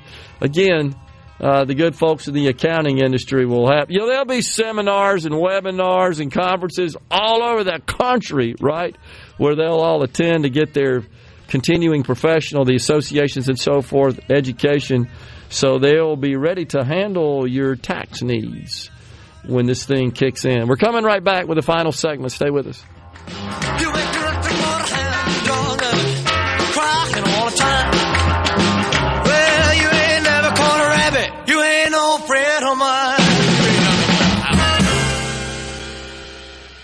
At Watkins Construction.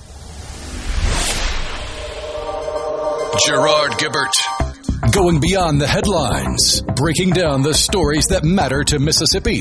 Middays with Gerard on SuperTalk Mississippi.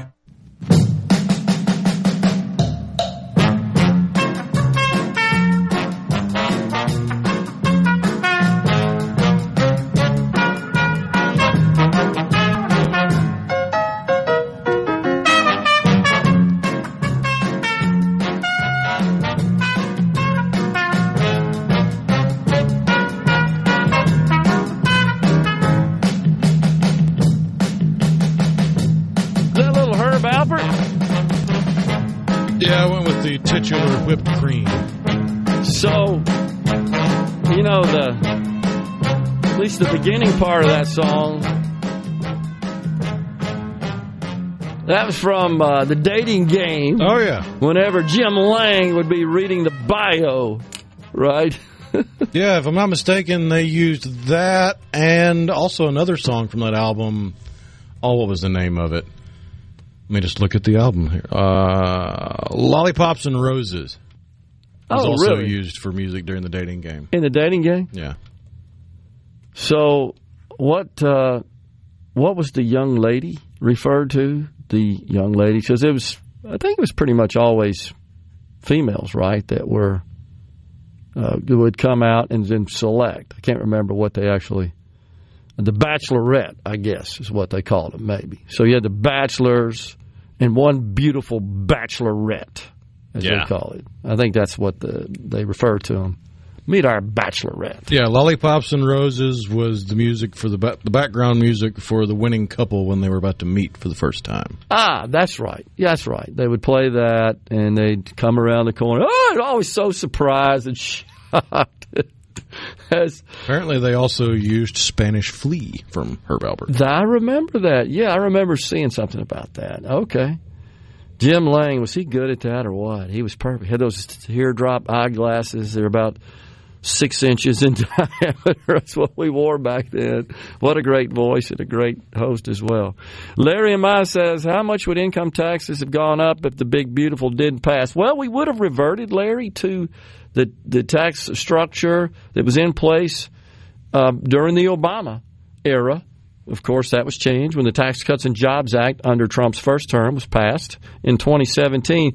And the answer to your question, Larry, is it depends. And I don't mean to elude the question, but on the break, I did some quick calculations. Somebody may want to check me on this. If you make $50,000 a year, you don't itemize, you just take the standard deduction, and you're single, save you $1,100 So your taxes would have gone up $1,100. Now, there are all kinds of other extenuating circumstances that could change that if you're eligible for some of the special above the line deductions or credits and stuff like that. But in general, as you're just a standard taxpayer, married filing joint, $614 at $50,000 income, $100,000, $2,582 for an individual. An individual at $150,000 would have seen their taxes go up $4,300 a year. Married filing joint $3,800. So it's, despite what the Democrats say, although again, hats off to Congressman Khanna for acknowledging that, people in those income ranges, so-called middle class, which is generally defined, Rhino, as I recall, 2/3 of the median income of an era up to 2 or 2.5 of the median income in an era. An area. So that puts you around most of the case. Is that about right? Is that kind of standard? 2/3 and double. 2/3 and double. Okay, so not 2.5, 2/3 to double. So you'd have to know the median income of the area. Man, I'm having a hard time getting that out. But in Mississippi, for example, I think last I checked, about $65,000 the median household income. So 2/3 of that would put you at $45,000 roughly. So a household earning $45,000 up to $130,000 would be considered in the middle class in Mississippi. So, would have gone up though, Larry. That's the bottom line. That again. And this is official IRS information, 65% of the people in the country got a tax cut. Not just the wealthy, as the left would have you believe.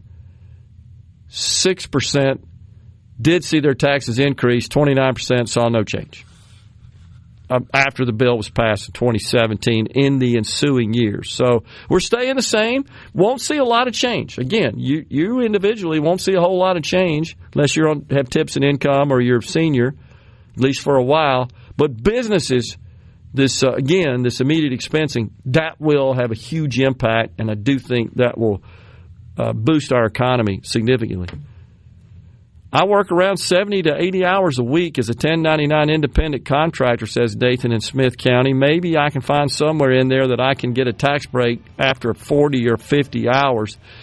Yeah, as an independent contractor, 1099, don't think you're going to qualify for the overtime deduction, Nathan. You might be able to work with your lawyer and figure out a way to create a company where you would be an employee of it. I don't know, whether or not that would fly under the rules. According to Brian Williams, says CC in Senatobia, if you make $50,000 a year, everybody is a millionaire. That's about right. Let's see. Is the employer still going to have to pay payroll taxes on overtime? Yes, and so will the employee. That is not exempt from payroll taxes. It's simply a deduction on your income taxes. Huge distinction there. Out of here today, back tomorrow. Stay safe, and God bless everyone. Attention sellers, Mid-Delta Auction in Greenwood is taking consignments for the pre-harvest auction, Friday, August 8th. Call Will Jeffcoat at 662-299-2414 or visit mbauction.com. Consign now, right across from Cannon Motors. A SuperTalk Mississippi media production.